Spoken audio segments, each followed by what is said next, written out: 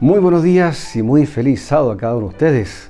Estamos gozosos de dar inicio a un nuevo culto de oración en un día muy lluvioso acá en Santiago de Chile, pero siempre con la alegría de compartir estos bellos momentos con ustedes. Los invito a orar para dar inicio a este culto de oración. Oremos. Padre amante y misericordioso que estás en las alturas de los cielos, santificado sea tu santo nombre. Padre amado, gracias te damos por tu cuidado, por tus bendiciones y Padre amado por todo lo que tú haces por cada uno de nosotros. Gracias, querido Dios, por este nuevo día santo sábado que nos das para poder reunirnos y compartir el mensaje que tú tienes preparado para todos nuestros amigos en esta mañana. Querido Dios, también nos recordamos de aquellos amigos y hermanos que están con algún problema de salud, algún problema de trabajo o algún problema familiar. Sé tú con cada uno de ellos. Tú les conoces a cada uno en donde se encuentre. Padre amado, que tu bendición sea con cada uno de ellos. Acompáñanos en esta mañana. Te lo rogamos sin mérito alguno, sino te lo rogamos en el nombre precioso de nuestro Señor Jesús. Amén. Amén. Saludamos en esta mañana a Mónica Núñez e Irene Bustos, que nos han escrito a nuestro canal. Tendremos presente en el Ministerio de Oración a aquellas personas que están enfermas para que el Señor también les restaure conforme a su voluntad. Saludamos también a dos pequeños que semanalmente nos ven desde Brasil y que ya el sábado pasado fueron saludados también en la historia de los niños en vivo y en directo. Me refiero a Christopher y William, que nos ven desde Itabaiana y en el norte de Brasil. Un abrazo para ustedes y a toda su familia que nos ve allá en el país más grande del mundo. Muy bien, los invito ahora a que alabemos al Señor con estas melodías.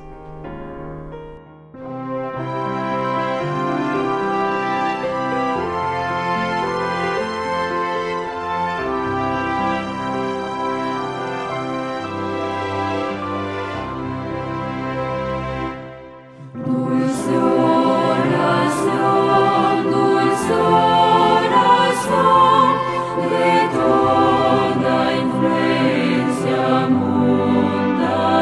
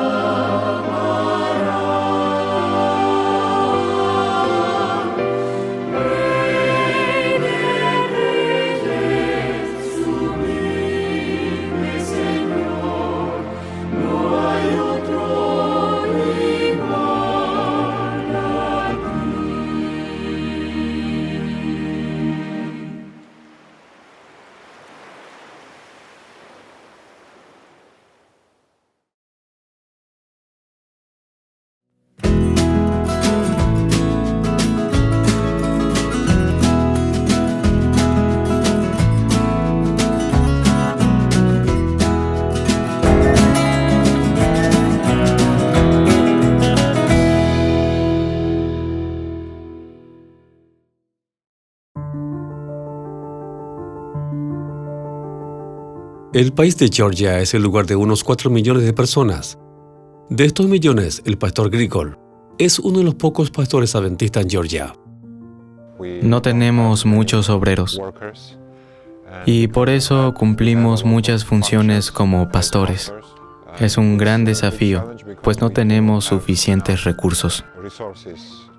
El pastor Grigol vive en la ciudad portuaria de Batumi, la segunda ciudad más grande. Los desafíos misioneros crecen cada día a medida que construyan nuevos apartamentos, casinos y otros desarrollos alrededor de su iglesia. Mucha gente no confía cuando les hablas de Dios. Podría decirse que eso es uno de los desafíos. Aunque históricamente Georgia fue la segunda nación en adoptar oficialmente el cristianismo, el adventismo ha luchado por ganar terreno aquí. La iglesia adventista es muy pequeña en Georgia. Hay unos 300 adventistas repartidos por todo Georgia. En Batumi tenemos una iglesia compuesta de aproximadamente 40 miembros. A pesar de su pequeño número, los miembros de Iglesia de Batumi sienten amor por la misión, así que han encontrado formas prácticas de seguir el método de Cristo.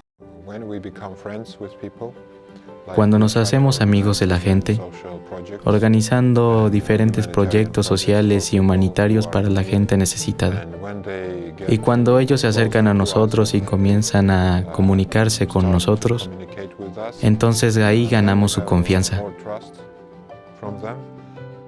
Por ahora la mayor necesidad proviene de los refugiados ucranianos. Los adventistas de Batumi reciben a los refugiados en su iglesia con una variedad de clases y programas. Hoy están dictando clases en inglés. Las clases son ideales para que los ucranianos se reúnan y aprendan a socializar. Estas reuniones le han permitido desarrollar una comunidad lejos de sus hogares en Ucrania. Les permiten sentirse apoyados y protegidos. La iglesia también ofrece clases para aprender el idioma georgiano. Aprender georgiano les ayuda a encontrar trabajo más fácilmente, de manera que se sientan integrados y como en su casa.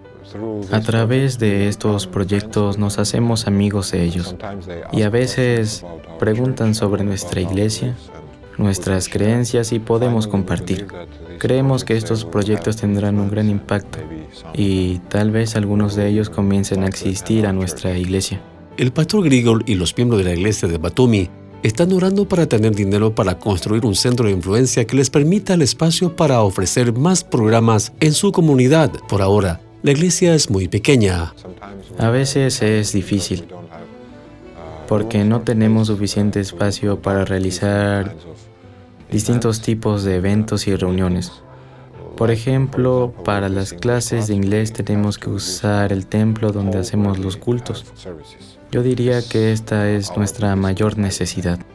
Una parte de la ofrenda del 13º sábado de este trimestre ayudará a construir un centro urbano de influencia Batumi, Georgia. Esto mejorará nuestros esfuerzos de difusión. Es un gran honor y una gran alegría que haya mucha gente preocupada e interesada en apoyar la misión en nuestro país.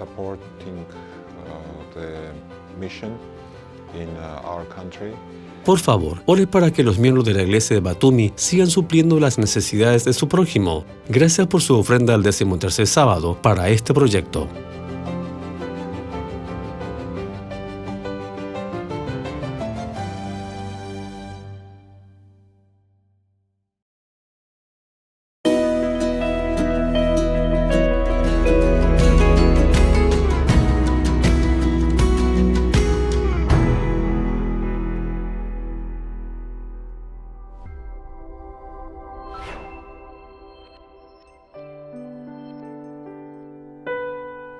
Hola, mi amigo querido, qué alegría poder estudiar una vez más la palabra de Dios contigo. Antes de revisar la lección número 12 para el 22 de junio del año 2024, voy a responder una pregunta que llegó.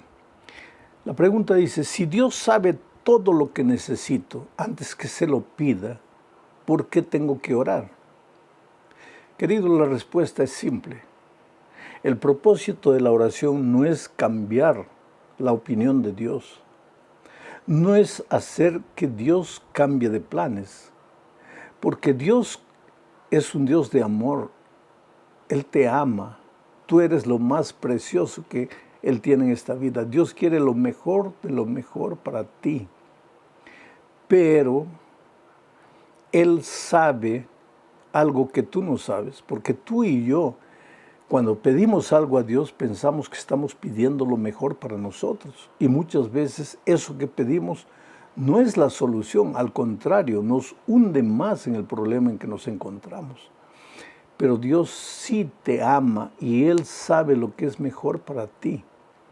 Entonces, cuando tú pides, no es para informarle a Dios los problemas y las necesidades por los cuales atraviesas. Él sabe todo. Entonces, si no es para informarle a Dios de nuestras necesidades, ¿por qué tenemos que orar?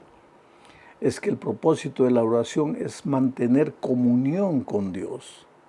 Cuando tú pasas 10, 15, 20 minutos en oración, en comunión con el Señor Jesucristo, cuando te levantas de tus rodillas, Puedes estar rodeado de problemas, pero ahora tu actitud es completamente diferente.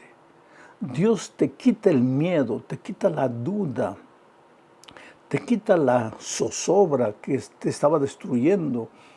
Y después de orar, tú te levantas con una fuerza que no es tu fuerza, es una fuerza que viene del cielo. Ahora, tú, curado del miedo, eres el instrumento que Dios va a usar para resolver tus propios problemas. Entonces, aunque sientas que Dios no está respondiendo tu oración como tú quisieras, continúa orando, porque vas a ver que te vas a sobreponer a los problemas y vas a ser capaz de andar por encima del agua, del mar embravecido, así como lo hizo Pedro. ¿Ok? Entonces, ahora sí, vamos al estudio de la lección de esta semana. El título es Los acontecimientos finales de la tierra. Y el propósito es mostrarnos los eventos finales que sucederán antes de la venida de Cristo, como por ejemplo el sellamiento del pueblo de Dios y la lluvia tardía del Espíritu Santo. Pero para empezar necesitamos recordar que vivimos en un conflicto. Todo el trimestre estudiamos diferentes aspectos de este conflicto. En realidad el conflicto es entre la verdad y el error, entre Cristo y Satanás. Por detrás de todo lo que sucede en nuestro mundo y que nosotros podemos percibir, está ese conflicto espiritual. La lucha es por el corazón, por la mente. Cristo ama a su pueblo y espera el amor de sus hijos. Mientras eso, el diablo quiere la adoración y la obediencia para él y trata de diseminar el error, deturpando, corrompiendo la palabra de Dios. Entonces vamos a la primera parte de este estudio, bajo el subtítulo de Lealtad a Dios y a su palabra. Tú sabes, querido, que la Biblia es la palabra de Dios y la palabra de Dios es la verdad. Proverbios 23 dice lo siguiente: compra la verdad y no la vendas, la sabiduría, la enseñanza y la inteligencia. ¿Por qué dice compra la verdad? La palabra de Dios está en tus manos, es la verdad, es gratis.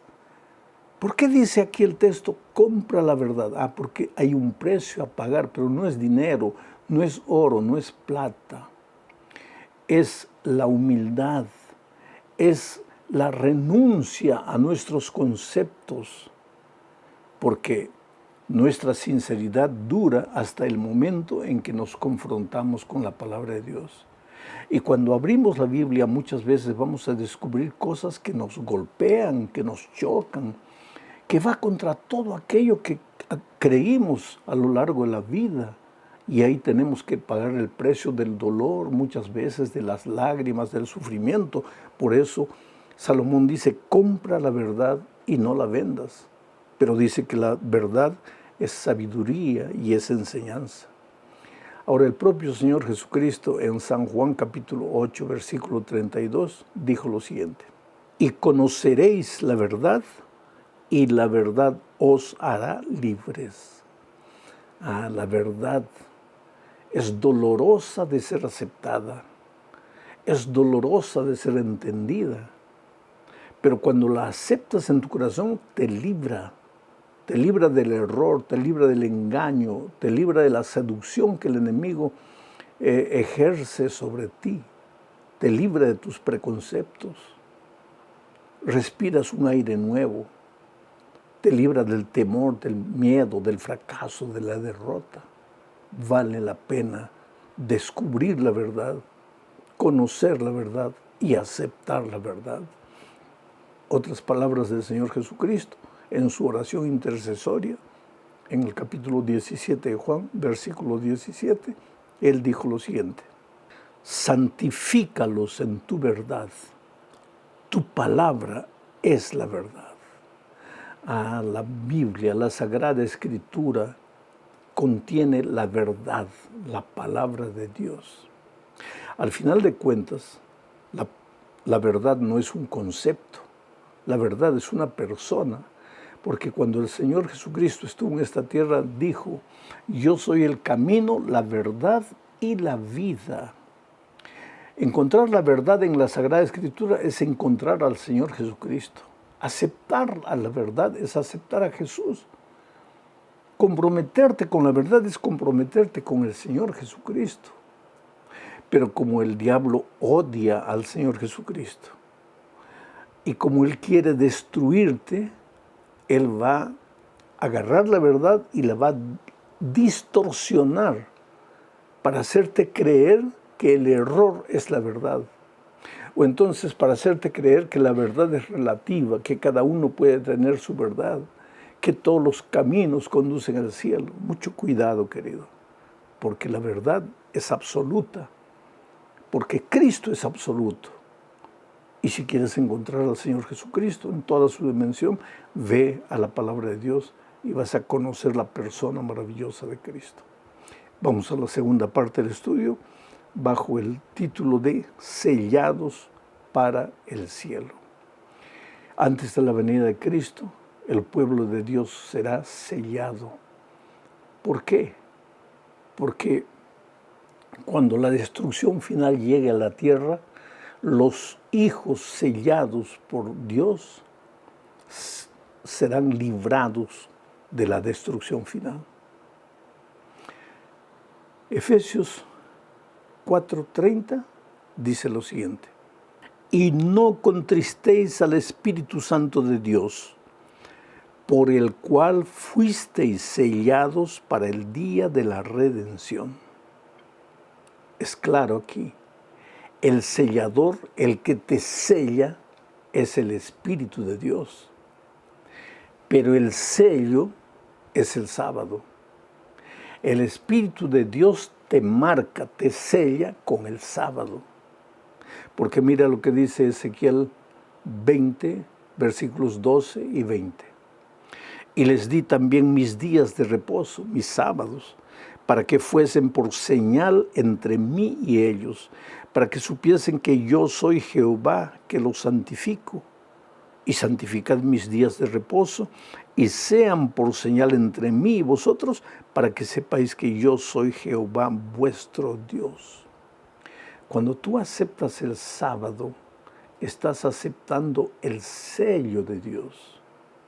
Quien te sella es el Espíritu Santo. ¿Por qué es el Espíritu el que te sella?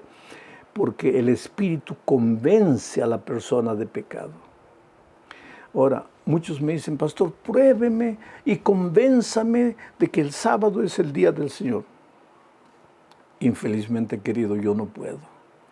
Yo no te puedo convencer de que el sábado es el día del Señor, porque esa es obra del Espíritu Santo. Si tú aceptas el trabajo del Espíritu Santo, el Espíritu te va a llevar a la palabra de Dios, porque el Espíritu guía, el Espíritu enseña a través de la palabra de Dios. Y entonces en la palabra de Dios vas a encontrar el sábado como el día santo del Señor. Y si vas a aceptar o no vas a aceptar, eso va a depender de tu decisión. Pero el Espíritu Santo no te va a dejar tranquilo, porque una vez que tus ojos ven la verdad, ¿a dónde vas a ir? ¿A dónde vas a correr? El Espíritu va atrás de ti, llamándote, convenciéndote, hasta que tú te rindas y aceptes el trabajo del Espíritu. Vamos a la tercera parte. El subtítulo es ¿a quién adoramos? Bueno, la Biblia habla de un sellamiento del pueblo de Dios, pero lo que determina si seremos sellados por el Espíritu Santo o por el enemigo de Dios es el hecho de a quién adoramos y a quién obedecemos. Te voy a leer lo que dice Apocalipsis 14:7. Mira. Temed a Dios y dadle gloria, porque la hora de su juicio ha llegado. Y adorad a aquel que hizo el cielo y la tierra, el mar y las fuentes de las aguas. Mi pregunta es, ¿tú adoras al Dios creador? Porque si no adoras al Dios creador, de manera natural adoras al enemigo de Dios, al enemigo de la creación. Ya dijimos en un estudio pasado que el tercer ángel se levanta en el escenario profético para proclamar la verdadera adoración a Dios, para llamar a los seres humanos a adorar al Dios creador del cielo y la tierra. Mientras que el diablo disemina la idea de que este mundo no tiene un creador, de que este mundo es fruto de la evolución, fruto de la casualidad. El sábado es el símbolo de la creación. Entonces, si vamos a ser sellados por Dios, lo que va a determinar es nuestra aceptación del Dios creador, de la creación, del sábado y del trabajo del Espíritu Santo en nuestro corazón. Ahora es impresionante, ya vimos en la lección de la semana pasada, que el enemigo odia a aquellos estudiantes de la palabra de Dios que encuentran la verdad y quieren obedecer a Dios, obedecer lo que el Señor enseña. Y en los últimos días, el enemigo entrará en el corazón de muchas personas para perseguir a los obedientes hijos de Dios. El enemigo hará creer al mundo que los guardadores del sábado, los seguidores del Señor Jesús, de acuerdo a su palabra, son gente de mentalidad estrecha, gente fanática, gente ridícula, que está haciendo problemas por causa de un día. Y muchos van a decir, pero ya se puede adorar a Dios el lunes, el martes, el miércoles, el domingo. ¿Cuál es el problema? ¿Por qué tanta preocupación por el sábado? Es que, querido, en la Biblia yo no encuentro otro día de reposo. Encuentro que Jesús resucitó el domingo. Encuentro que Jesús se reunió con los discípulos el domingo. Encuentro que los apóstoles muchas veces estudiaban la palabra de Dios en el domingo. Encuentro que en las casas el día domingo se separaban ofrendas para ayudar a la gente necesitada. Encuentro todo eso, pero no encuentro que por el hecho de que Jesús resucitó el domingo o que los discípulos apóstoles se reunieron en el domingo, el sábado dejó de ser el día del Señor. Entonces, no es ridiculez el énfasis en el sábado. Es la verdad que ha sido enterrada. Es la verdad que está queriendo ser envuelta por el error. La palabra es la verdad. Y aunque nos duela, tenemos que aceptar la verdad, porque la verdad nos liberta. Vamos ahora a la cuarta parte de este estudio. El título es La lluvia temprana y tardía. ¿Cómo funciona el trabajo del Espíritu Santo? En el Antiguo Testamento, hablando de la lluvia, existía la lluvia temprana y la lluvia tardía. La lluvia temprana caía cuando los agricultores sembraban la tierra. Esa lluvia temprana ayudaba a la semilla a germinar. Después venía la lluvia tardía, cuando ya se iba a recoger los frutos, estaban en punto de maduración, venía la lluvia para ayudar en la maduración completa de los frutos. Bueno, en el Nuevo Testamento se toma esta figura de la lluvia temprana y la lluvia tardía para referirse al trabajo del Espíritu Santo en la vida de cada cristiano y en la vida de la Iglesia de Dios. Le llamamos lluvia temprana al primer trabajo del Espíritu Santo y le llamamos lluvia tardía al último trabajo del Espíritu Santo. Es como si fuese un edificio. ¿Cuál es el primer trabajo? Sentar las bases, los cimientos, las columnas. Ese es el primer trabajo. Esa es la lluvia tardía. ¿Cuál es el último trabajo?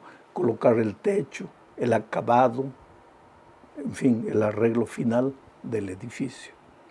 En la vida del cristiano, ¿cuál es la lluvia temprana? El primer trabajo que el Espíritu Santo hace El propio Señor Jesucristo dijo que cuando el Consolador viniese, convencería al mundo de pecado, de justicia y de juicio. ¿Quién me va a convencer de que por más sincero que yo sea, estoy en el error? Es el Espíritu Santo. Él me va a convencer de mi pecado.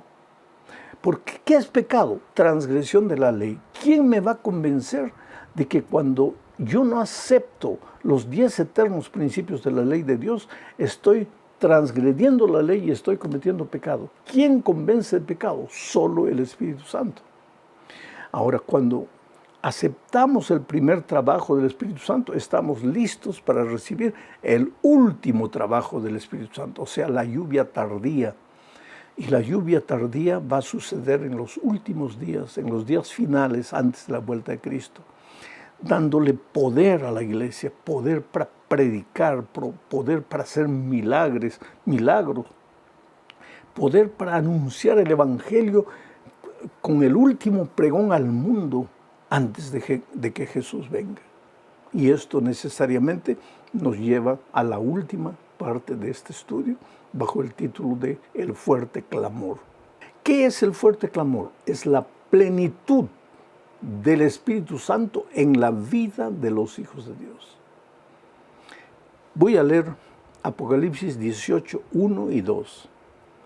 Dice Juan en una visión que tuvo: después de esto vi a otro ángel descender del cielo con gran poder, y la tierra fue alumbrada con su gloria.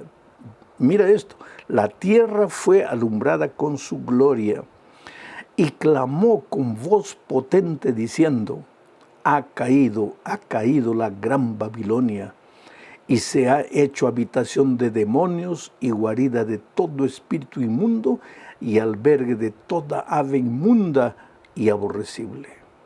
¿Qué es Babilonia? ¿A qué simboliza Babilonia? A Babilonia es un conjunto de ideas, de filosofías, de creencias que van contra la palabra de Dios, que no están de acuerdo con la palabra de Dios. Babilonia es un poder que persigue al pueblo de Dios. Por lo menos en el Antiguo Testamento, Babilonia perseguía al pueblo de Dios. Y en el Nuevo Testamento, en los días finales, Babilonia representará un poder que perseguirá al pueblo de Dios, porque el pueblo de Dios insiste en obedecer al Señor Jesucristo. En ese contexto viene el Espíritu Santo para llenar de poder a los hijos de Dios, para que ellos proclamen el mensaje a voz en cuello, sin miedo. Pero, querido, yo quiero que entiendas una cosa. El último pregón que vamos a dar al mundo no es hablar mal de las otras iglesias, no es atacar a las iglesias, no es ofender a las otras iglesias, a las iglesias que no son como la tuya. Tú tienes que anunciar la verdad, pero para anunciar la verdad no tienes que atacar a nadie. Tienes que simplemente mostrar lo que la palabra de Dios dice y mostrar con amor, con ternura, de tal manera que las personas sufren cuando se confrontan con la verdad, pero aceptan por la manera como le es presentada la verdad. Yo tengo un escrito interesante aquí en el libro Palabras de Vida del Gran Maestro, página 342, y dice así: el último mensaje de clemencia que ha de darse al mundo, o sea, el fuerte pregón, es una revelación del carácter y del amor de Jesús. Los hijos de Dios han de manifestar su gloria en su vida y carácter, han de revelar lo que la gracia de Dios ha hecho en ellos. ¿Qué dice Juan en la visión? Vi un ángel descender del cielo con poder, y la tierra toda fue iluminada con la gloria de Dios. ¿Y qué es la gloria de Dios? El carácter de Dios. Y este texto que acabo de leer, que dice que el último pregón que daremos al mundo no son conceptos teológicos, sino una revelación del amor de Dios, del carácter de Dios. El mundo va a creer en lo que nosotros enseñamos cuando lo hagamos con amor, con delicadeza, cuando lo hagamos con ternura, cuando reflejemos el carácter de Jesucristo. Y dice aquí, lo que el mundo está necesitando hoy día es ver la gloria de Dios en el pueblo de Dios, el carácter de Dios en la vida de los hijos de Dios. Esto es para que pensemos seriamente. Esto es para meditar, para reflexionar. Que Dios te bendiga ricamente.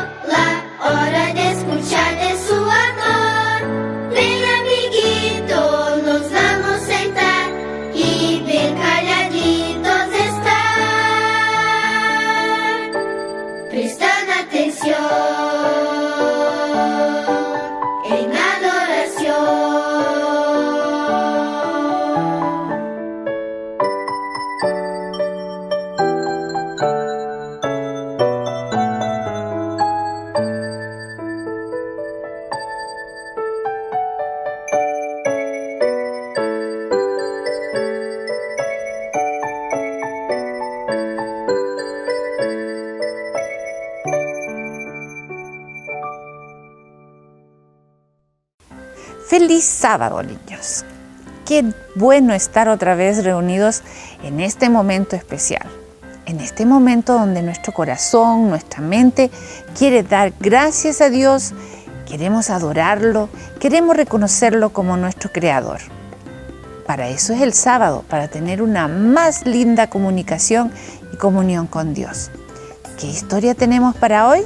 Es muy interesante porque tiene que ver cómo nos ayudamos unos a otros. Leamos dónde está el versículo de ayuda. Éxodo 18, 21. Dice: además escoge tú de entre todo el pueblo varones de virtud, temerosos de Dios, varones de verdad, que aborrezcan la avaricia, y constituirás a estos sobre ellos, sobre 1000, sobre 100, sobre 50 y sobre 10.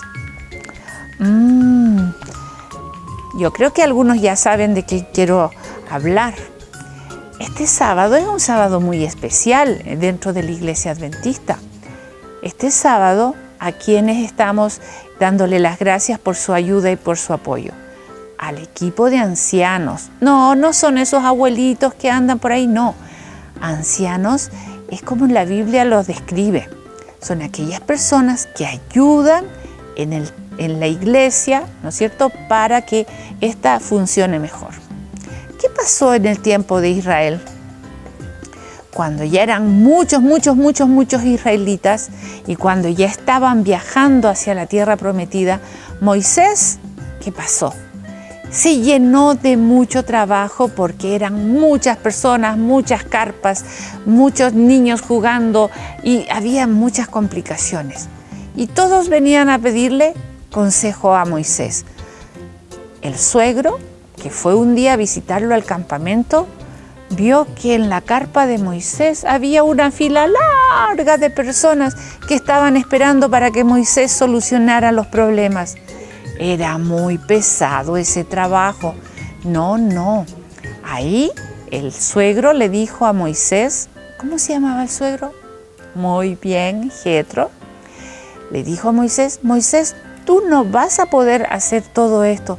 Tienes que delegar, tienes que poner un jefe, y como lo leímos en la Biblia, ¿cómo era? Eran de 1000, de 100, de 10, de 50 y de 10, ¿no es cierto? Bueno, En la iglesia tenemos este equipo de ancianos que también están dispuestos a ayudar, están dispuestos a cooperar. ¿Con quién? Con el pastor, porque el pastor no va a poder hacer todas las cosas y no va a poder acompañar a todos los hermanos y no va a poder estar preocupado de muchos hermanos porque no alcanza. Nuestra iglesia también es bien numerosa. ¿Qué tal, niños, si en este sábado les damos las gracias a los ancianos de nuestra iglesia? Porque tenemos lindas escuelas sabáticas, porque tenemos sermones reconfortantes, porque hay un grupo de jóvenes que también están trabajando para Jesús, porque hay un grupo de adolescentes y cada una de estas actividades están acompañados por un anciano. Hay un equipo de música y, bueno, se me van a olvidar otros, pero cada una de estas áreas hay un anciano al que está trabajando y está ayudando para que como iglesia estemos preparándonos y estemos preparando a otros. ¿Para qué? Para que cuando Jesús venga estemos todos listos. Entonces, esto de dividir a las personas para ayudar no es solamente idea de los empresarios y de las grandes empresas. Esto ya viene de la Biblia, cuando el suegro le dijo ¿a quién? A Moisés cómo tenía que dividir para alivianar más el trabajo. Niños, en este día démosle gracias a los ancianos porque ellos son los que nos acompañan en la iglesia. ¿Oramos por ellos? Muy bien, vamos a orar. Padre nuestro que estás en el cielo, en este día especial te pedimos una bendición muy especial por los ancianos, que tú puedas acompañarlos a ellos, que tú puedas darles sabiduría y que también puedan ellos tener la claridad para enfrentar cada uno de los temas que tienen que desarrollar. Y a nosotros, como miembros de iglesia, ayúdanos, Señor, a ser fieles hijos tuyos. Te pedimos esto en el nombre de Jesús. Amén. Muy bien. Que tengan un lindo sábado. Feliz día a los ancianos. Cantemos todos felices.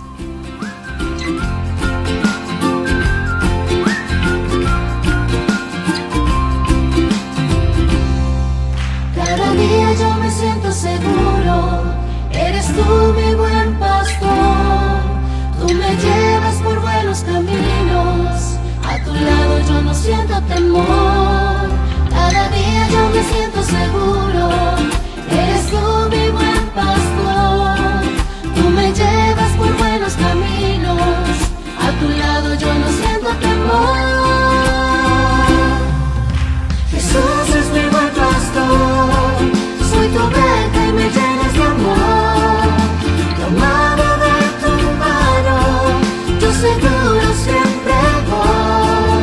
Eres tú, Jesús, mi buen pastor. Eres tú, Jesús, mi buen pastor.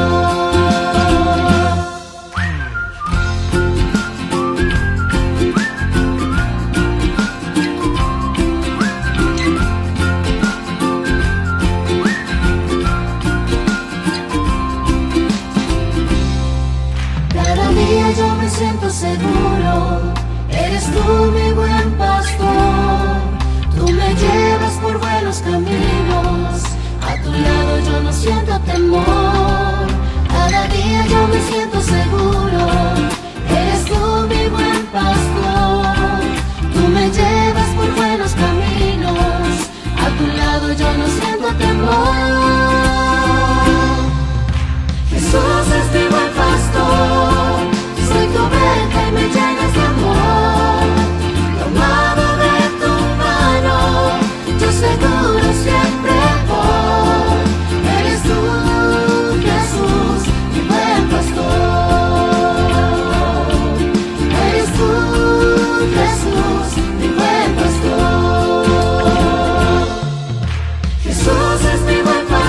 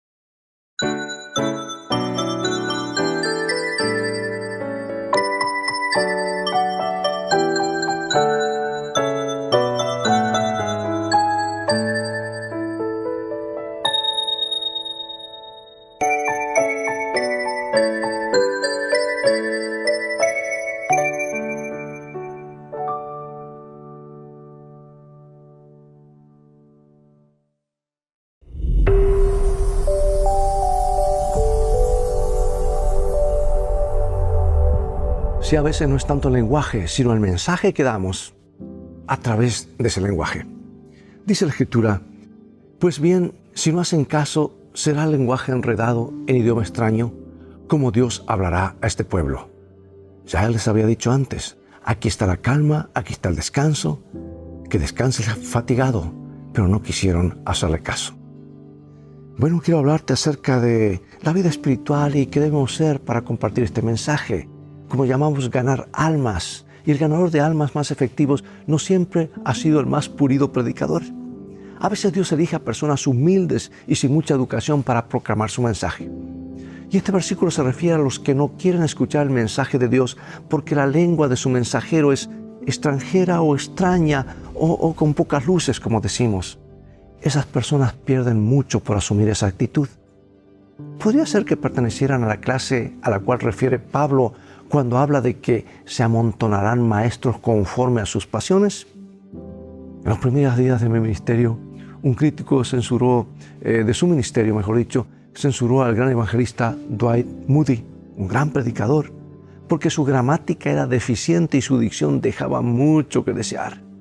Señor Moody, lo reprendía el crítico, usted no debería hablar en público hasta que no perfeccionara su conocimiento del idioma. Usted comete muchos errores, es una pena. Carezco de muchas cosas importantes, concedió Moody, pero hago lo mejor que puedo. Y luego, enfrentando a su crítico, le preguntó, mi amigo, usted domina bien el idioma, ¿qué está haciendo por Jesús? Y hasta donde sé, el crítico nunca respondió a esa pregunta. Por otro lado, solo porque Dios a veces usa personas que no han cultivado el arte de hablar para proclamar el mensaje, no debe ser motivo para que cultivemos hábitos descuidados de hablar. No, yo creo que todos estamos de acuerdo en que un orador humilde y consagrado que utiliza bien la gramática y la sintaxis y llama la atención a Dios y a su mensaje y no a su propia dicción perfeccionada o su discurso, porque un sermón es un pedazo de pan para ser comido en una pieza de oratoria para ser admirada, puede servir a Dios con mayor eficacia que el que habla en forma descuidada. Pero el hecho de que nuestro hablar sea imperfecto no es excusa para que escondamos nuestra luz debajo del cesto. Si permitimos que el Espíritu Santo nos utilice, podremos ser agentes efectivos en la ganancia de almas, y esa es una mejor manera de vivir.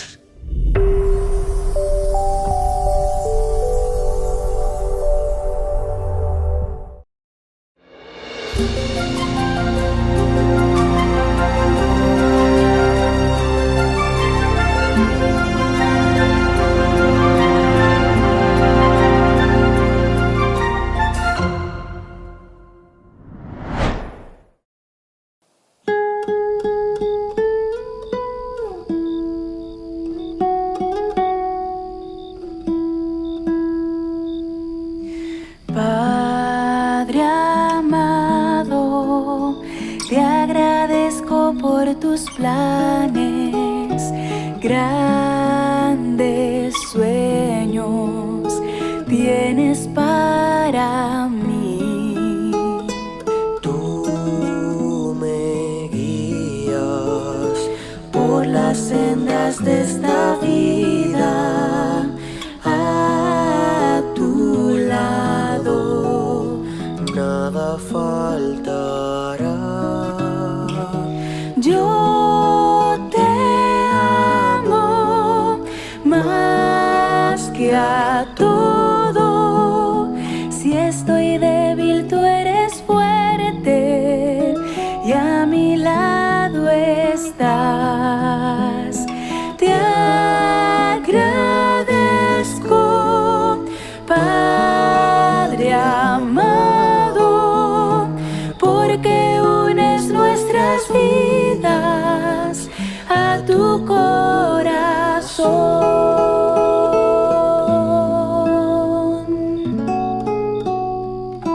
Padre amado, te agradezco por tus planes, grandes sueños tienes para mí. Tú me guías por las sendas de esta vida,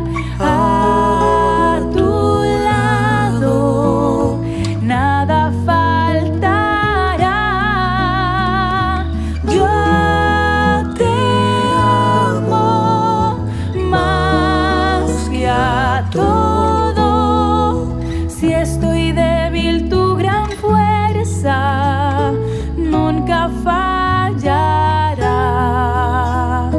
Por tu gracia te imploro que transformes hoy mi vida con tu bendición.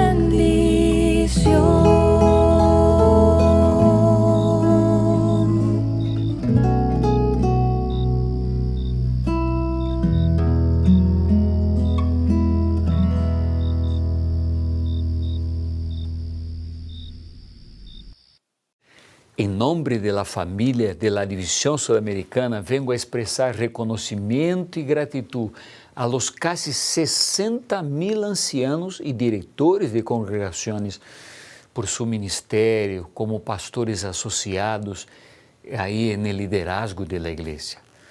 Aún em tempos tão complexos e difíceis como os atuais, han cuidado do rebanho, alimentado a espiritualidade, oferecendo solidariedade, servindo com amor, promovendo a fidelidade e cumprindo a missão.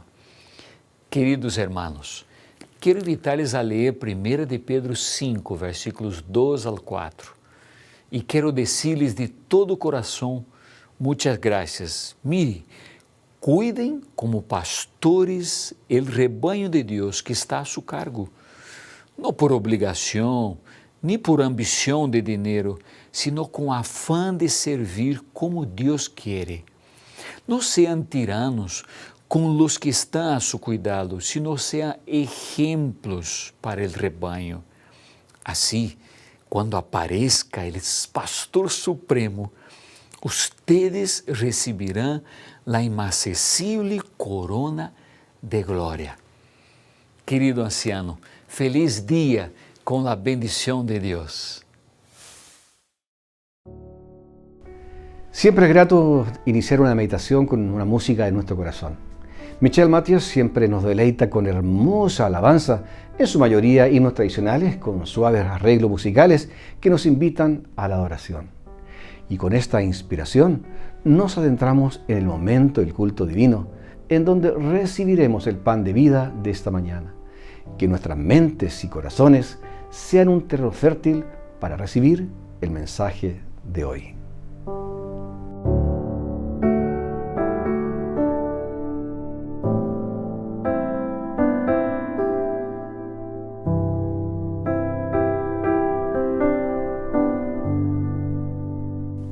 Muy buenos días, queridos hermanos. Nos sentimos sumamente contentos en esta ocasión de poder dirigir la palabra de Dios a sus hogares, a cada uno de ustedes. Esperamos que la presencia del Espíritu Santo esté con nosotros en este momento y que lo que hayamos de hablar pueda servir para nuestra vida espiritual, para nuestro crecimiento cristiano. Yo quiero en esta mañana que tengamos nuestras Biblias abiertas en el Nuevo Testamento, en el libro de Hechos. Vamos a abrir el libro de Hechos en el capítulo 20 y vamos a situarnos desde el versículo 17 al versículo 35. Como es un texto bastante largo, yo quiero que ustedes tengan ese texto abierto porque vamos a trabajar en ese discurso que el apóstol Pablo dio a los ancianos de Éfeso. El Señor realmente desea utilizar a cada uno de sus redimidos para su servicio. No importa que sea joven, no importa que sea anciano, no importa que sea niño, no importa que sea hermano, no importa que sea hermana. El Señor tiene una misión para cada uno de nosotros. Lo que es fundamental para cualquier cristiano que se presente al servicio de Dios es seguir la directiva de la palabra de Dios, lo que está escrito en su santa palabra. La palabra de Dios nos enseña las distintas formas que nosotros podemos llevar a cabo de manera efectiva el servicio en la causa de Dios. Aparte de el ejemplo único dejado por nuestro Señor Jesucristo en la tierra, ese siervo perfecto. También podemos hablar de apóstoles, podemos hablar de patriarcas, hombres de Dios que durante su trayectoria y su misión en esta tierra nos dejaron ejemplos de cómo servir cabalmente a Dios. Pero el apóstol Pablo es un ejemplo bien interesante a seguir, debido a la diversidad de sus actuaciones en diferentes escenarios, debido a su nivel de estudio, debido a lo prolijo que era el apóstol Pablo.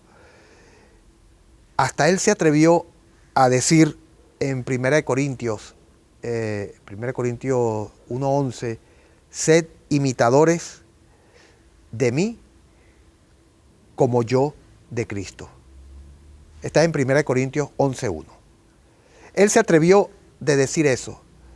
Así sería la convicción que tenía el apóstol Pablo de la estrecha amistad que tenía con Jesús y el compromiso que él tenía en la causa de Dios, en llevar a cabalidad el propósito del mensaje que él debía predicar.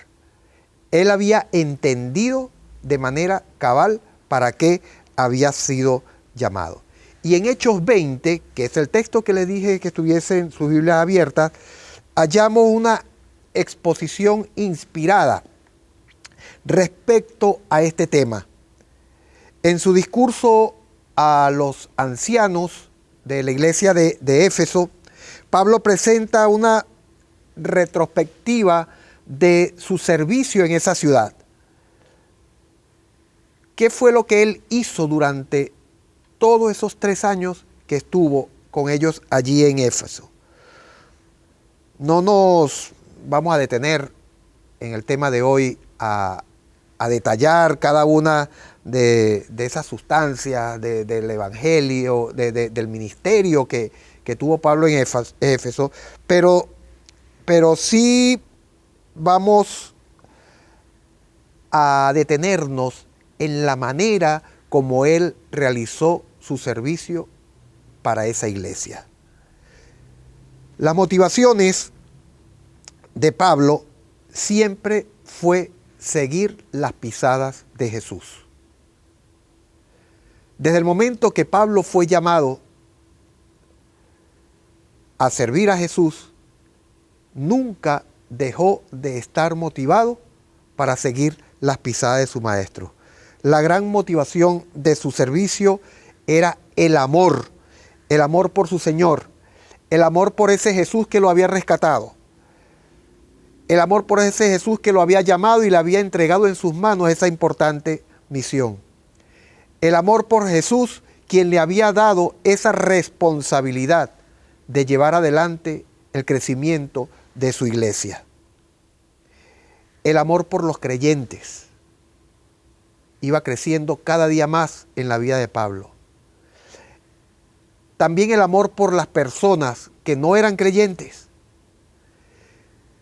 Pablo trabajó arduamente y con ahínco para poder cumplir esa misión. El versículo 19 de Hechos 20 podemos encontrar lo siguiente. Vamos a leerlo. Sirviendo al Señor con toda humildad y con muchas lágrimas y pruebas que me han venido por las acechanzas de los judíos. Sirviendo al Señor. Así comienza el versículo 19. El servicio. Y termina su discurso en el versículo 35 de Hechos 20, diciendo unas palabras que pronunció su maestro, que pronunció Jesús. Más bienaventurada cosa es dar que recibir. Son 2 elementos, Él comienza su discurso a los ancianos de Éfeso diciendo que él estaba al servicio del Señor. Y termina el discurso diciendo que él se había dado a ese servicio. Se había entregado por completo a ese servicio. Repitiendo las palabras del Maestro. Sin el amor no se puede servir. Un servicio genuino tiene que estar representado, tiene que estar motivado por el amor. Ciertamente se puede hacer un don, se puede hacer una dádiva, pero si esa dádiva no está, si para yo hacer esa dádiva no está por encima el servicio, servirle a esa persona, no estoy haciendo nada. Y esa es lo que motiva al servicio, es precisamente el amor. Aquel que sirve al Señor debe servir siempre con amor. Pablo lo decía siempre. Él hacía énfasis en sus prédicas, que debía hacerse todo con amor. Servíos por amor los unos a los otros. Una vez le dijo a los hermanos en Galacia, a los Gálatas, servíos unos a los otros con amor, así como lo hizo el Señor. Ahora, ¿cuáles serán nuestras motivaciones para el servicio? ¿Cuán fácilmente puede suceder que el centro de nuestro servicio somos nosotros mismos? Muchas veces nosotros lo que nos motiva a servir es recibir una alabanza, recibir un agradecimiento y sentirlo nosotros.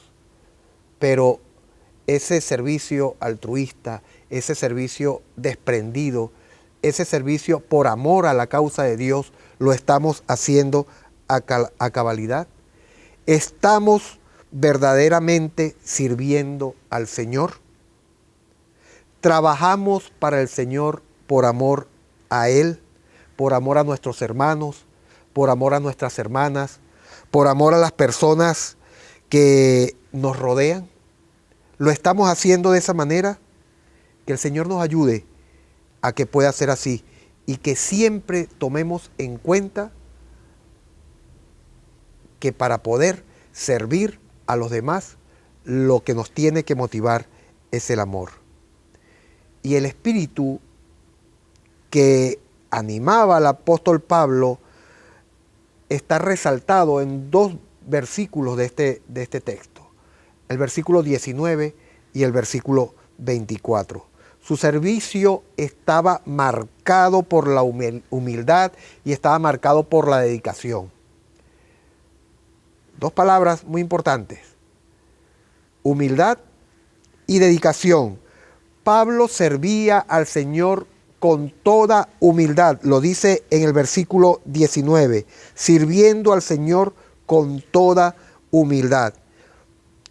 Y podía decir de manera cierta, como lo dice en el versículo 24, que dice: pero de ninguna cosa hago caso, ni estimo preciosa mi vida para mí mismo, con tal que acabe mi carrera con gozo y el ministerio que recibí del Señor Jesús para dar testimonio del Evangelio, de la gracia de Dios.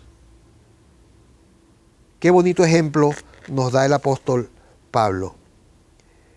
El don de sí mismo, el sacrificio de sí mismo, lo hallamos también en el apóstol Pablo. Él sirvió con toda humildad, lo que va muy lejos de lo que muchas veces nosotros hacemos. Y es una lección importante que debemos aprender. Pablo servía con toda humildad, servía sin descanso y estaba realmente preparado para dar su vida por los creyentes. Pablo tenía una capacidad, una facultad de adaptarse a las circunstancias, y es allí donde nosotros debemos ocuparnos en observar su ministerio. En esa capacidad que él tenía de adaptarse. En su servicio, el apóstol Pablo era extremadamente flexible, era capaz de adaptarse a situaciones diferentes, lo que no quiere decir que se dejaba llevar por todos los vientos, por todas las tendencias que habían en el mundo donde él estaba visitando, en Grecia, en el mismo mundo judío. Él no se dejaba llevar por esas tendencias, a pesar de que él era bien flexible. Y vamos a hablar de unos puntos interesantes. El ministerio de Pablo era rico y era diversificado en cuanto a su contenido o a sus temas. Un ejemplo de ello son todas las epístolas que él escribió, las epístolas de Pablo. Podemos ver cómo él oportunamente podía dar un buen consejo a una iglesia, un buen consejo a un hermano, un buen consejo a un joven. Varias expresiones de este discurso de Hechos 20 nos pueden presentar esa diversidad en cuanto a los contenidos, a los temas. Y vamos a tocarlo rápidamente. En el versículo 21, dice, testificando a judíos y a gentiles. Él era capaz de predicar tanto a judíos como a gentiles. Y adaptaba su tema, el mismo tema, la esencia del Evangelio, él sabía cómo hacérsela llegar a ellos, para que ellos pudiesen entenderlo. El versículo 24 dice que él había dado testimonio del Evangelio de la gracia de Dios. Su énfasis era ese. Leamos todas las epístolas de Pablo y siempre va a estar presente esto, su intención en dar testimonio de la gracia de Dios. Había predicado el reino de Dios, el versículo 25. Dice, y ahora he aquí, yo sé que ninguno de vosotros, entre quienes ha pasado predicando el reino de Dios, verá más mi rostro. El reino de Dios era central en las predicaciones del apóstol Pablo. Así, su servicio se dirigía tanto a los creyentes como también se dirigía a los incrédulos. Y a ellos les llegaba. Y habían milagros, habían transformaciones importantes de la vida de cada uno de ellos. Las iglesias iban creciendo. La iglesia de Éfeso era una iglesia bien fuerte y estaba en una ciudad bastante importante y una ciudad que tenía diversas formas culturales, pero sin embargo llegó a fortalecer una buena iglesia en esa ciudad. Nosotros, como predicadores, como cristianos al servicio de la causa de Dios, no deberíamos descuidar la doctrina ni deberíamos cuidar al maestro. Por eso es que Pablo ejercía su ministerio con personas muy distintas. Y él imitaba a su Jesús, a su maestro. ¿Recuerdan aquella ocasión cuando Jesús habló con Nicodemo, un gran teólogo de la época? Pero igual como habló con Nicodemo y le dio una gran lección de vida, también habló con la mujer samaritana en el pozo. Con palabras más sencillas, pero el tema era el mismo: dar testimonio y predicar de la gracia de Dios. Queridos hermanos, uno de los ejemplos más bonitos del apóstol Pablo era que su constancia en el servicio para la obra de Dios, su constancia en predicar, su constancia en enseñar lo que Dios le había mandado a enseñar, no cesaba. Y la flexibilidad en el servicio no significa inestabilidad. Al contrario, Pablo era capaz de adaptarse a circunstancias difíciles mientras estaba predicando, pero era extremadamente constante en su servicio. Le pasaron muchas cosas, muchas experiencias, pero él era empeñado en poder cumplir el mandato que Dios le había otorgado. En relación con el Señor Jesús, hay estas palabras proféticas en el libro de Isaías, Isaías 65. Vamos a buscarlo. Isaías 65 y el versículo 2.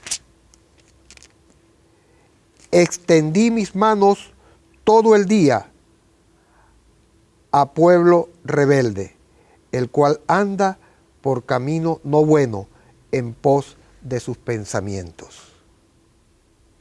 Y esta relación con esta palabra profética también es extendida a nosotros.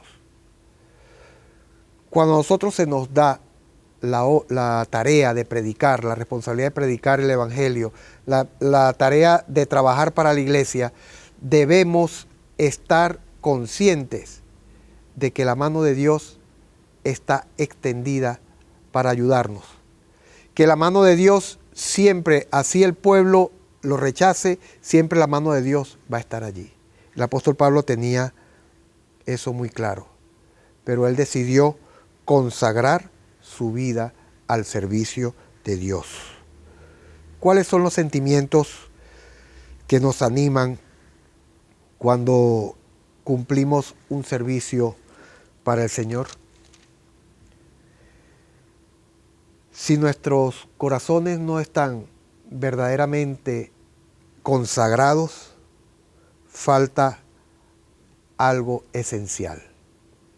En los evangelios encontramos que el Señor tuvo compasión con las personas que se encontraba.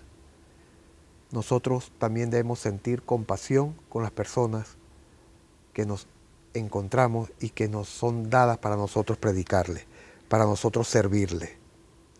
El servicio cristiano es algo totalmente distinto a cumplir una labor profesional. Cuando Pablo actuaba, cuando Pablo predicaba, su corazón estaba 100% comprometido con lo que él estaba predicando. Estaba 100% comprometido con esa enseñanza. Por eso es que las lágrimas que aparecen en el versículo 19 de Hechos 20, cuando él dice, sirviendo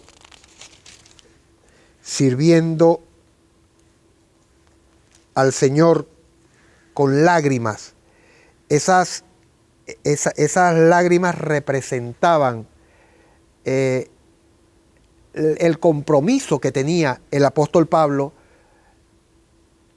en predicar el Evangelio. Pablo sufría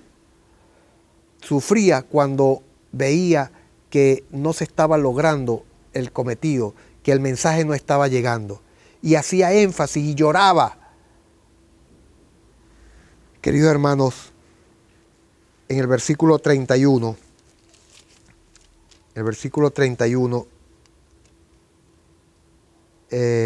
también el apóstol Pablo habla de lágrimas. Pablo había amonestado a los creyentes de Éfeso de día y de noche con lágrimas.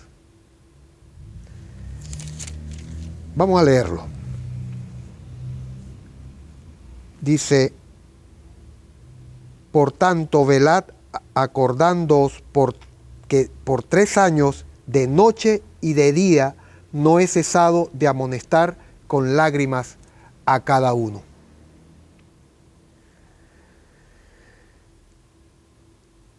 Habría previsto quizá el día y el sufrimiento que iba a padecer más adelante.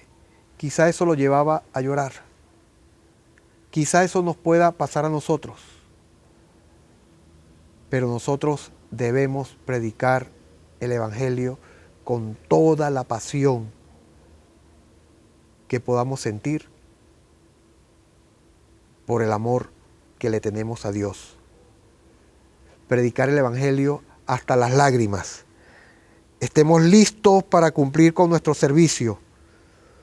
Estemos listos para predicar el Evangelio, comprometernos con todo el sentimiento del mundo, estar ligados en el amor a Dios para que el compromiso por la predicación del Evangelio pueda ser efectivo. El salmista, y vamos a ir terminando con esto, el salmista dice, puede haber en el Salmo 56:8, nos habla que nuestras lágrimas pueden ser vertidas en el tazón de Dios. Esas lágrimas son recogidas. Hermanos, comprometámonos con la predicación del Evangelio. Seamos fieles en el estudio de la palabra de Dios. Los que sembraron con lágrimas, con regocijo, segarán, dice el salmista. Es cierto, respecto al Señor Jesús y al apóstol Pablo y también a nosotros. Jesús lloró, Pablo también lloró, y si es posible nosotros podemos llorar, pero el Evangelio de Dios debe ser predicado. El salmista agrega, irán andando y llorando el que lleva la preciosa semilla, mas volverá a venir con regocijo trayendo sus gavillas. El fruto le pertenece a nuestro Señor. Él traerá las gavillas. He aquí nuestro privilegio de ser portavoces de este mensaje por medio de un servicio perseverante. Podemos contribuir día a día para que Él pueda traer sus gavillas. Y eso vale la pena, hermanos. Vale la pena ver esos frutos. Dediquémonos y comprometámonos con Dios. Amémosle cada día más para que el servicio a Él pueda ser efectivo. Dios les bendiga, queridos hermanos. Dios les bendiga ricamente. Agradecemos a Dios por el mensaje esta mañana y esperamos que cada día nuestra experiencia diaria sea la de una mayor comunión con el Señor, para que nos ayude y conduzca en nuestra preparación para cuando Él venga a buscarnos. Muy bien, nosotros nos despedimos y nos volveremos a encontrar el próximo sábado a las 10 de la mañana en punto, cuando demos inicio a un nuevo culto de adoración. Jehová te bendiga y te guarde.